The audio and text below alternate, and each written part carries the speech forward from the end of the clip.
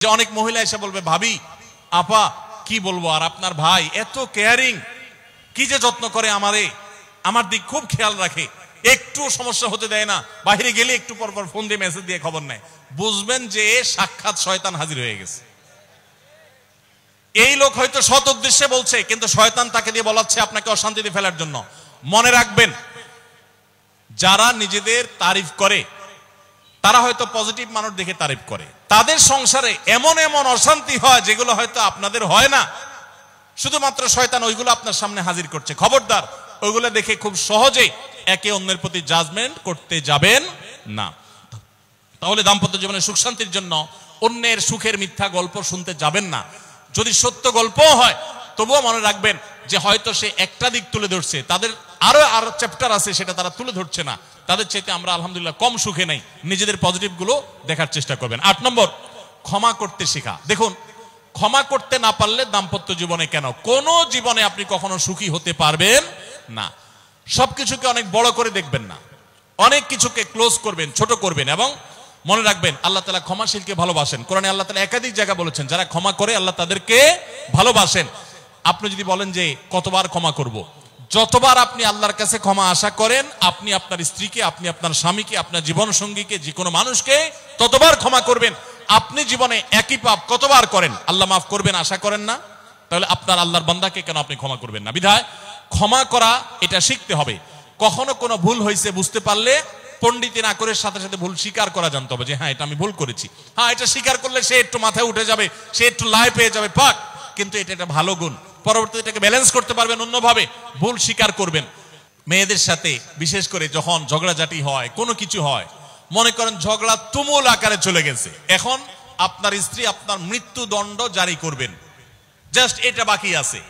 এই টাইমটাতে আপনি যদি চান যে এই রাগের পারদকে পাতাল থেকে মুহূর্তের ভিতর, আমি আকাশ থেকে মুহূর্তের ভিতরে পাতালে নামায় আনবো, আগুনের সাথে সাথে পানি করব, একটা বুদ্ধি, একটা কাজ করবেন, সাথে সাথে পানি হয়ে যাবে। সেটা কি? এতক্ষণ যা তর্ক করছেন, এখন বলেন যে আসলে তুমি ঠিক বলছো, আমারটা ভুল, ব্যাস দেখবেন যে আগুন পানি হয়ে গেছে সাথে সাথে। তো ভুল স্বীকার করতে পারে, এটা শুধু স্বামীরা না, স্ত্রীদের ক্ষেত্রে একই কথা প্রযোজ্য। এটা অনেক বড় একটা গুণ, বিশেষ করে ক্ষমা করতে পারা। ক্ষমা করতে যারা পারে না তাদেরকে আল্লাহ ভালোবাসেন না। আল্লাহ তাআলা বলেছেন যে আল্লাহ তাআলা ক্ষমাশীল মানুষদেরকে ভালোবাসেন, বিধায় আমরা ক্ষমা করতে শিখবো ইনশাআল্লাহ। 9 নম্বর হলো, শয়তান যে সমস্ত জায়গাতে ধোঁকা দেয় এই জায়গাগুলোকে ক্লিয়ার রাখা। যেমন একটা পয়েন্ট বলি, স্বামী স্ত্রীর মধ্যে কিছু কিছু জিনিস প্রাইভেট থাকতে পারে। আপনার স্ত্রী আপনার শ্বশুর বাড়িতে ফোনে কথা বলেছে, কি বলেছে, আম্মা তোমার সাথে কি বলেছে, তোমার আব্বা কি বলেছে, তোমার ভাই কি বলেছে, ব্যক্তিগত বিষয়গুলো খুব বেশি খোঁচাখুচি করে জানতে যাবেন না। এগুলো জানতে গেলে অশান্তি হবে। এবং অনেক সময় দেখা যেতে পারে কোনো কিছু দেখে আপনার সন্দেহ হয়েছে, তাহলে এটা পেটের ভিতর রাখবেন না। আবার খারাপ ভাবে উপস্থাপন না করে সুন্দরভাবে উপস্থাপন করুন যে আমার কাছে এরকম মনে হয়েছে, তাতে সাময়িক ঝগড়া হোক, কিন্তু আপনি ক্লিয়ার হয়ে যাবেন এবং নিজেদের মধ্যে কোনো ঝামেলা থাকবে না। শয়তান বিশেষ করে ওয়াসওয়াসা, কুমন্ত্রণা, সন্দেহের রোগ দিয়া দাম্পত্য জীবনে সবচেয়ে বেশি অশান্তি তৈরি করে। এজন্য সন্দেহকে কোনো স্থান দিবেন না। যখনই সন্দেহ আসবে বুঝবেন যে শয়তান এটা সৃষ্টি করছে। সর্বশেষ 10 নম্বর হলো, শাসন করার যদি কখনো দরকার হয়, স্বামী হোক আর স্ত্রী হোক বা সাধারণ মানুষের ক্ষেত্রে এটা প্রযোজ্য, রাগের মাথায় কখনো শাসন করবেন না। শাসন করতে হলে মাথা গরম হয়ে গেছে একটু সবর করবেন, ঠান্ডা মাথায়, শীতল মাথায় তারপরে শাসন করবেন। যখন রাগ উঠছে তখন কিছু বলতে যাবেন না। আপনার রাগ উঠছে আজকে, আপনি নিয়ত করেন আগামী 24 ঘন্টা পর এটার আমি বিচার করব, একটা বিহিত করব, এটার আমি কিছু একটা করে ছাড়বো। 24 ঘন্টা টাইম নেন, ইনশাআল্লাহ আপনি নিশ্চিত থাকেন 24 ঘন্টা পর যদি আপনি এটা নিয়ে বসেন, তাহলে আপনার এই বসাটা অনেক বেশি হবে ন্যায়সঙ্গত। এটাতে কোনো প্রকার সীমালঙ্ঘন থাকবে না, রাগের চোটে অন্যায় আচরণ হবে না, জুলুম হবে না, বাড়াবাড়ি হবে না, যথাযথ শাসন হবে। যে কোনো মানুষের ক্ষেত্রে এটা প্রযোজ্য। আপনার একটা ছেলে এমন কোন অন্যায় কাজ করছে, আপনি এখন তাকে মাথা হট হয়ে গেছে, এখন শাসন করতে গেলে জুলুম হয়ে যেতে পারে, একটু সবর করেন, সময় নেন, দেখবেন রাগটা প্রশমিত হয়ে লেভেলে চলে আসছে। এরপর যদি শাসন করেন দেখবেন জুলুম হবে না। তো স্বামী স্ত্রী উভয়ের ক্ষেত্রে একই কথা প্রযোজ্য। ঝগড়া যখন করতে মন চায়, মেজাজ যখন গরম হয়, তখন না করে একটু পরে করেন।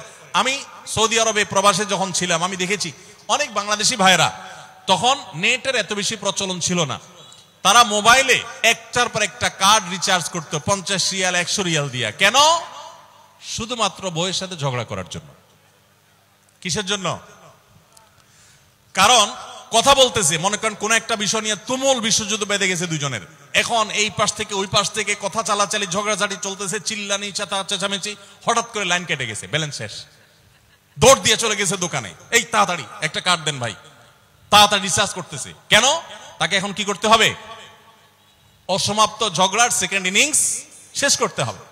আবার কার্ড শেষ হয়ে যাচ্ছে, ইনিংস ঘোষণা হয়ে গেছে, আবার যায় সে কার্ড রিচার্জ করে থার্ড ইনিংসে ঝগড়া করছে। কত বড় বেকুব চিন্তা করে, কত বড় নির্বুদ্ধিতা।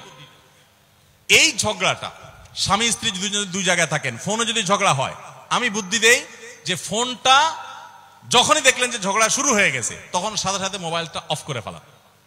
অফ করে 3 দিন মাত্র রাখেন, অন্য একটা নাম্বার বাটন ফোন দিয়ে আপাতত অফিসের কাজ কাম ছাড়েন, আর বইয়ের সাথে যোগাযোগের নাম্বারটা 3 দিনের জন্য বন্ধ রাখেন। 3 দিন পরে মোবাইলটা আস্তে করে ওপেন করেন। এবার নিয়তি করেন যে ঝগড়া এটাই হবে, বরে বলবেন দেখো তোমার সাথে ঝগড়া এখানে এই পর্যন্ত থামতেছে, আমরা এখান থেকে আবার শুরু করবো ইনশাল্লাহ 3 দিন পর। 3 দিনের বিরতি দিচ্ছি, যুদ্ধবিরতি। 3 দিন পরে যদি শুরু করেন, আমি তো দায়িত্ব নিয়ে বলতে পারি, লিখিত দিতে পারি আপনাকে, 3 দিনের পর যখন আবার নতুন করে শুরু করবেন, ইনশাআল্লাহ দেখবেন আগের ঝগড়ার যে দুইজনের একজনেরও আর কিছুই নেই। এখন বউরে যদি বলেন 3 দিন পরে ফোন দিয়া বলেন, হ্যাঁ বলো তুমি জানি কি বলতেছিলা, দেখবেন যে আর কথা খুঁজে পায় না। আর আপনিও যদি বলেন যে হ্যাঁ আমি জানি কি বলতেছিলাম, দেখবেন এখন ঝগড়া করে জুত পাবেন না, গিয়ার একেবারে নরমালে চলে আসছে। এই জন্য ভাইরা, রাগ যখন হয় ওই টাইমটাতে ঝগড়াঝাটি করতে হয় না, তাহলে সেক্ষেত্রে দাম্পত্য জীবনে অশান্তি থেকে অনেকখানি বাঁচা যায়। যে ঠিক আছে আমরা ঝগড়া করব, এই বিষয়ে আমরা এখন কথা বলবো না, কালকে কথা বলবো, একটু অপেক্ষা করেন, উভয়ের জন্য সেখানে কল্যাণ থাকবে। আস-সুন্নাহ ফাউন্ডেশন, উম্মার স্বার্থে সুন্নাহর সাথে।